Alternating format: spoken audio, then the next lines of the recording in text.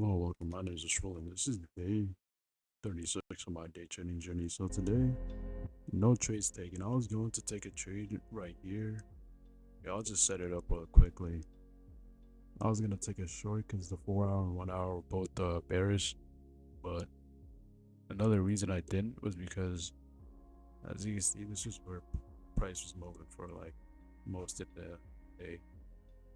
Like from the beginning of the day, it was just pretty much in a range. It would have been possible to take a trade on like the 1 minute chart, but it's not a part of my strategy anymore. So I just stick to trading 5 minute pretty much most of the time. So today, here I'll just quickly show you the strat. So I was gonna take it on, was it the 15? Yeah, 15. There was a fair value gap right here that's already been tested once. It was respected, it went down, and there was another right here. So then I dropped down to the 5 minute, and then I was waiting for a break of structure to enter right here after market structure has shifted to the downside. I was gonna take that trade right there, but market closed for the weekend, and I'll probably take a trade on Sunday. So today it was more like a practice day.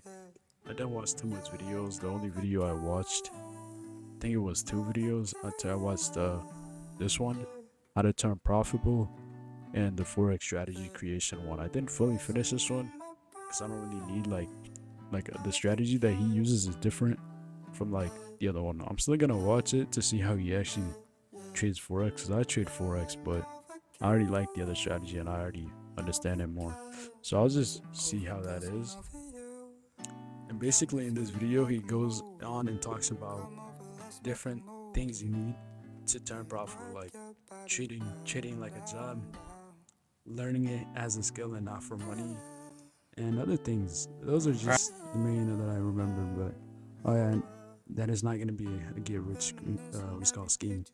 Like you're not gonna get rich in like 2 years. You're not gonna be profitable. You're probably gonna lose money and stuff like that. And he just basically went how what is called. He went on about how trading basically isn't like what is it called gonna make you you're not gonna be successful in it right away, but pretty much like you have to learn and perfect it as a skill pretty much. And so today, since I didn't watch so much videos, I just back tested, or not back tested, I just practiced my strategy. And as you can see, there's lots of lines and it looks very messy, but I'll just basically go over it. Like, so each of these lines, like the smaller ones, are the trading periods, or like the times that I'll be trading. And the bigger ones are the what is called aftermarkets pretty much, or pre market. So I'm taking these trades on the 5 minute pretty much. So I didn't take these trades, but there was just me testing out the strategy when it actually does work. So I'll just go over two of these. So right here in the first one, we had what is it called? We had a bearish market. Like it was bullish on the 5 minute, but overall in the 4 and 1 hour, it was bearish pretty much. This was just like a retest because it was like a few big candles down, and then like maybe like it's like a smaller red candle. So it was still bearish. So I was looking to take a bearish, what is called a short trade here. And as you can see, we have a fair value gap. I think it was on the 15 or something. Oh, not on the 15. It's a 5 minute fair value gap right here. As you can see, it gets respected twice. If you enter, if I entered off of this right here, equilibrium, break a structure right here. Here, let me mark it. Here's the break structure right here. Enter off of this after it gets out of the fair value gap, like it shows what is called selling pressure. I'd enter off of that, enter right here, and get out. What is it called? This one I'd have to go for a 1 to 5. Like what is it called? Uh, Risk to reward, because as you can see, there's not like a what is called a viable liquidity sweep that could get swept. I mean, it could count these, but they're just so far out. It still definitely counts as a liquidity sweep, but when there isn't one like over here or like nearby, I just go for a 105. So that's that trade. That's how I could have went if I took it, or if I was looking or using this strategy. That's how it would have been. And then this one right here, we were bearish, not bearish, we were bullish right here, as you can see, on the 4 hour and the what is it called? On the 4 hour and the 1 hour, you're bearish. I mean, no, bullish. I don't know why I keep getting those mixed. So right here, you see this fair value gap. Prices goes up all the way, and I didn't use what is it called, liquidity sweep for any of these, because most of them I couldn't find a viable, like, what is it called, liquidity sweep that could get swept, like a low. Because as you can see, if I go on the 1 hour, this is like the low right here, and that is not gonna get swept for price to go up and take like higher liquidity and stuff like that. So I just have to enter off of 3 confluence pretty much.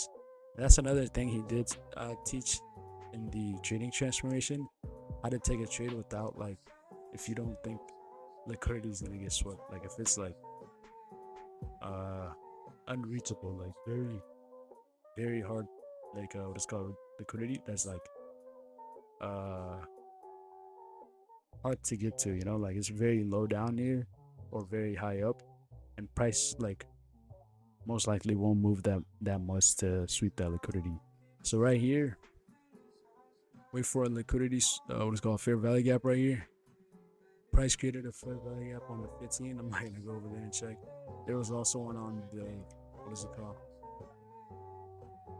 There's one right here also, as you can see. Enter off of that after you see, what is it called? Buying pressure, because structure did get broken right here. So you'd have to wait for a break of structure and then actual buying pressure to the upside, and then enter off of that. That's why, like, I didn't enter off of the EQ.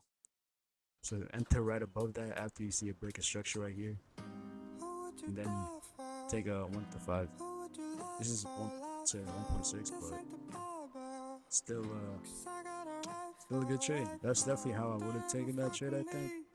I just need to start, what is it called, doing this strategy even more. So tomorrow I'll just be watching more videos instead of doing this. I'll still do it. Like, I'll still look for the strategy and stuff like that to learn how much times I'll actually be able to find and see the strategy like working 100%. As you can see, most of them did end up hitting TP. I mean, it's like cherry picked pretty much, because like it's not cherry picked. I didn't like go and pick out, like, what is it called, ones that price would hit, because there was this one over here that wouldn't have worked out.